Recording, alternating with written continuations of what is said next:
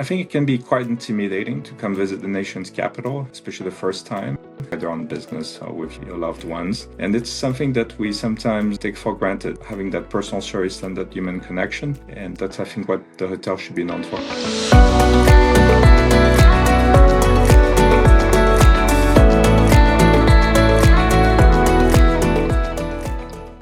Talking about the hotel, I'm at Ritz Carlton, Washington, D.C. Hotel opened in 2000, and we just celebrated in October 24 years. It's located in the west end of D.C. It's a little area tucked away between the White House, the National Mall, and the museums, DuPont Circle, Georgetown to the west, and Foggy Bottom and George Washington University to the south of us. I like to say it's in the middle of the city and close to all the activities, but away from all the hustle and bustle. Arriving to the hotel, you have this very typical Ritz-Carlton experience where we're trying to embody our gold standards. So our gold standards have been our compass, our North Star for more than 30 years in business. We try to anticipate our guest needs. We try to personalize the stay from the moment you pull to the curb, giving some trick of the trade. If you're going to have a piece of luggage with your name tag on, our bellman is going to read your name and say your name in the microphone. And as you walk towards the front desk, you'll be greeted, good afternoon, Mr. Rogers, welcome to Washington, D.C.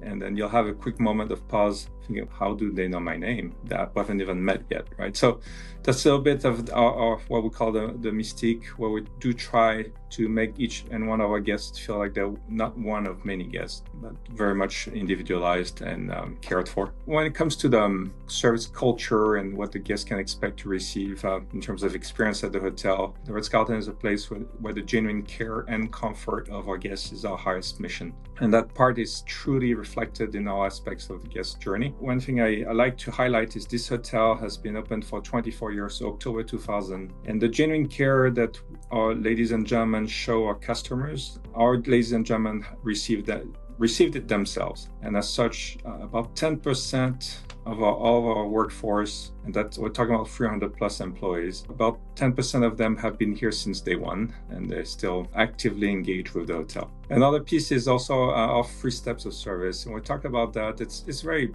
basic, but it's very powerful, where we want to greet the guest by name, provide a warm welcome, which is step number 1. Number 2, anticipate the guest need. And then step number 3, provide a fond farewell and also use the guest name as well. And that's something that is, again, embodied in every interaction that you will receive at the hotel. I think the beauty of our hotel and its location is that it's in the middle of a major American city. However, when you're in our neighborhood and you're at the hotel and you're coming back from, say, your day of exploration or your day of business, you feel like you're not in a large city, which I think is the best of both worlds. You are very close to everything, but again, not in the madness of it. And DC can get very busy, right, between the federal government here and all the different cultural activities. The hotel itself features 300 rooms, and we have about 30 suites, part of those 300 rooms. We have some meeting space as well, which is in the lower level. A couple of very unique features the hotel has would be starting with the gym. So we have this, instead of having this small hotel fitness center, we have 100,000 square feet of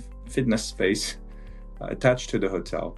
And our guests can go there and enjoy not only the workout, the pool, and so on, but there are also some, I think, world-class facilitators teaching classes throughout the day. So whether you're into Pilates or yoga or Zumba or any kind of core workout, you can enjoy that while you're here at Equinox. So I think it's pretty neat. And then the other piece is we have this partnership in our food and beverage outlets with a local restaurant group. So the group is called 7 Reasons Group, and he opened this restaurant within the hotel called The Saga, which is very much an ode to his journey training as a Venezuelan chef in Spain, and now featuring some of the Spanish dishes with his South American twist. You also have this level called the club level tucked away within the hotel, and it's 2 floors of rooms that have access to this club lounge. And it's not your typical lounge that you would find at any given hotel. It's a paid option. It's features very premium food and beverage and services. So you check in there instead of checking in at the front desk. You have your personal concierge throughout your stay and before your stay for your pre-arrival. The ladies and gentlemen there have been doing this for a long time and they remember all the names. I don't know how they do it, but they welcome back guests like family. First of all, when it comes to a travel tip, I would say fly into DCA, so Ronald Reagan. It's amazing because many people who have not flown into DCA are amazed at how close it is to the city. It's actually right in the middle of the city. As you land, you see the Washington Monument, you see the Capitol, you see the White House. It's less than a mile away from the White House. Come and try to land and depart off-peak hours because traffic can get pretty intense here in DC with all the federal workers coming from Virginia and Maryland into the city. But if you do that, between the moment you're at the curb and the moment you check into the hotel could be about 10 minutes, which is not very common. People are more used to 30, 40, 50 minutes from the airport to the hotel. With Ronald Reagan, it's way closer. It's a very, very walkable city. If you look at the pure, say, touristy area from Georgetown to Capitol Hill, so west to east, or DuPont Circle to Jefferson Memorial, which is north to south, it's about 3 by 2.5 miles. Just leave your luggages at the hotel and walk around and explore by foot. I think it's a great way to discover the city in a way where you don't have to worry about driving around and finding parking and so on. Spring and fall are my favorite seasons here. We're lucky here that we get 4 seasons. A lot of our museums are free and they're amazing. They're world class. Think about the Smithsonian Collection with the Natural Science Museum or the Museum of Natural American History. All those museums are free and they're very nicely curated. If you want to see the city from up top, I would go on top of the Washington Monument. Make sure you reserve your ticket online ahead.